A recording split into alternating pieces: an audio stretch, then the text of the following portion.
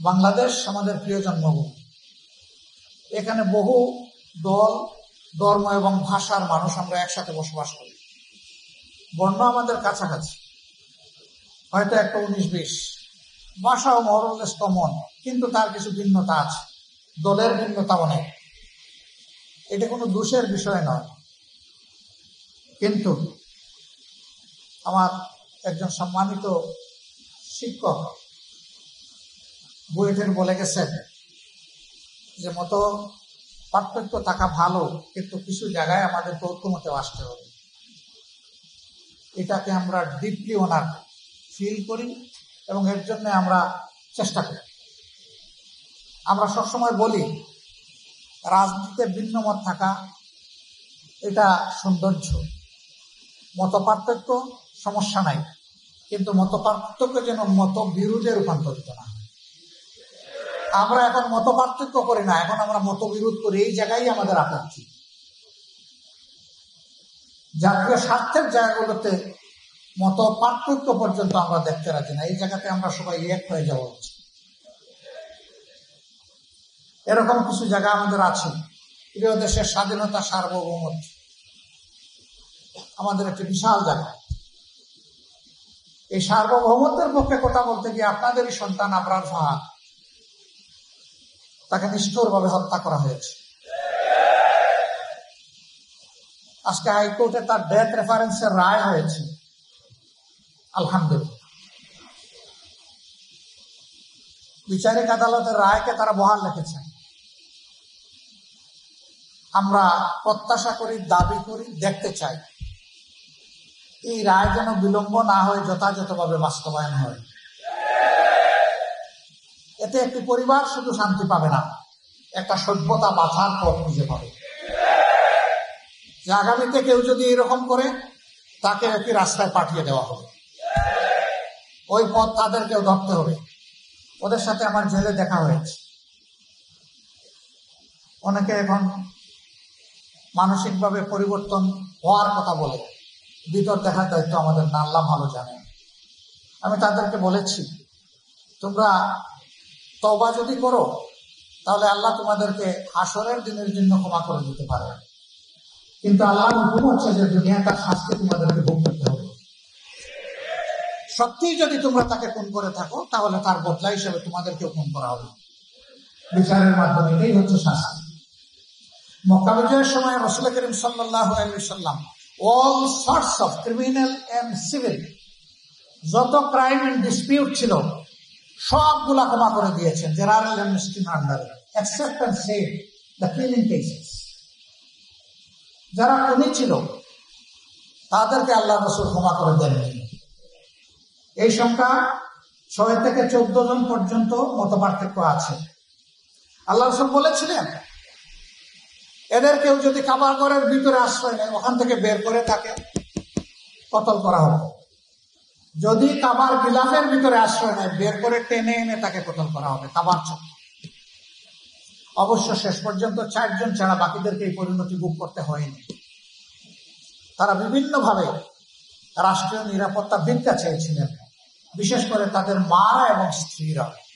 রাসূল করিম সাল্লাল্লাহু আলাইহি ওয়াসাল্লাম মায়ের জাতিকে সম্মান করে তাদেরকে রাষ্ট্রীয় নিরাপত্তা দিয়েছিলেন এবং পরবর্তী পর্যায়ে তারা সিনসিয়ার মুসলিম হিসাবে বাকি জীবন তারা কাজ করেছে। একজনের উদাহরণ শুধু বলে আমি শেষ করব। তিনি হচ্ছেন দুর্দর্শ আবু জাহালের সন্তান ইকরামা ইবনে আবু জাহাল। তিনি বাবার মতোই চরম সন্ত্রাসী ছিলেন, খুনি ছিলেন। সমাজের মানুষকে সীমাহীন জ্বালাতন তিনি করেছেন। প্রাণ ভয়ে তিনি ইয়েমেনে পালিয়ে গিয়েছিলেন। মক্কা বিজয়ের আগের রাতেই টের পেয়ে, বিজয়ের পরে তার স্ত্রী এসে যখন ঈমান নিলেন, বললেন, হে আল্লাহ রাসূল, বদরের যুদ্ধে আমার শ্বশুর ফিনিশ, আমার স্বামী দুরাচার, প্রাণ ভয়ে পালিয়ে গিয়েছে সেই আমনে। আমি অবুঝ বাচ্চাদেরকে নিয়ে আছি, আমি ইনসিকিউর ফিল করছি। আপনি কি আমার মতো একজন মেয়ে লোকের কান্না কবুল করে আমার স্বামীকে নিরাপত্তা দেবেন? আল্লাহ রাসূল কিছুক্ষণ চুপ থাকেন। আল্লাহ তাআলার হয়তো বা নির্দেশে তিনি অপেক্ষা করলেন, ইশারার অপেক্ষা করলেন। এরপরে তার চোখ ছলছল হয়ে উঠল। কি কারণে ছলছল হয়ে উঠেছে তার ব্যাখ্যা আল্লাহ ভালো জানেন। তিনি গভীর নিঃশ্বাস ফেলে বললেন, যাও, তোমার স্বামীকে নিরাপত্তা দেওয়া হবে। তাকে ফিরিয়ে আনা হলো। তিনি ঈমান কবুল করলেন।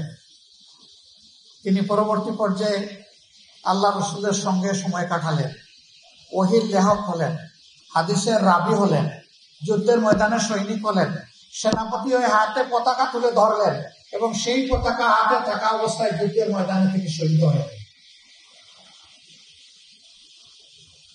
আরেকজন দুর্দর্শ মহিলা ছিল হিন্দা, আবু সুফিয়ানের স্ত্রী, যিনি হযরতে হামজা রাদিয়াল্লাহু তাআলা আনহুর মৃতদেহ কেটে কলজা টেনে বের করে সেটি চিবিয়েছিলেন। আল্লাহ রাসূল জিজ্ঞেস করেছিলেন, ও কি কিছু খেয়ে ফেলেছে? বলে, না, ও চিবিয়ে ফেলে দিয়েছে। রাসূল সাল্লাল্লাহু আলাইহি ওয়াসাল্লাম বললেন, যদি হামজার কিছু অংশ খেয়ে ফেলত তাহলে আল্লাহ তাআলা হয়তো ওর উসিলায় তাকে জান্নাতে দিয়ে দিতেন। সবার শেষে আসে, লোকেরা ধরে ধরে নিয়ে আসে, ওই আমারে বাবা এ ক্ষমা করবে, আমারে পাইলে সোজা কথা, কারণ আমি যে কাজ করেছি এটা দুনিয়া কেউ করে নাই। আসছে, আসার পরে ঈমান নিয়েছে, অনেক তর্ক বিতর্ক করেছে মহিলা, কিন্তু সেই মহিলা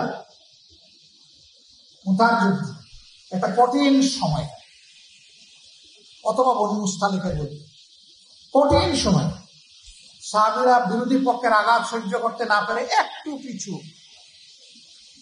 বাঘিনীর মতো ডানা মেলে চিৎকার দিয়ে বলেছে, অসম্ভব, কাউকে এখান থেকে পিছিয়ে যেতে দেওয়া হবে না, রাস্তা একটাই, হয় জান্নাত না হয় গাজী, মাঝখানে কিছু নেই। মুসলমানরা কাউকে পিঠ দেখাতে পারবে না। তার চিৎকারে সমস্ত যোদ্ধা সাহাবীরা আবার সামনের দিকে যুদ্ধে ঝাঁপায় পড়লেন এবং যুদ্ধ বিজয়ী হলো আলহামদুলিল্লাহ। কাকে কিভাবে আল্লাহ কবুল করবেন আল্লাহ ভালো জানেন, কিন্তু খুনিদেরকে মাফ করার কোন এখতিয়ার আমাদের নেই। এটা আল্লাহ রসুলকে আল্লাহ তাআলা সীমিত আকারে দিয়েছেন, কারণ তিনি আল্লাহ রসুল, তাকে সম্মানিত করেছেন। সম্মানিত ভাইরা, আমাদের সমাজ একটা ট্রমার মধ্য দিয়ে এখানে এসেছে।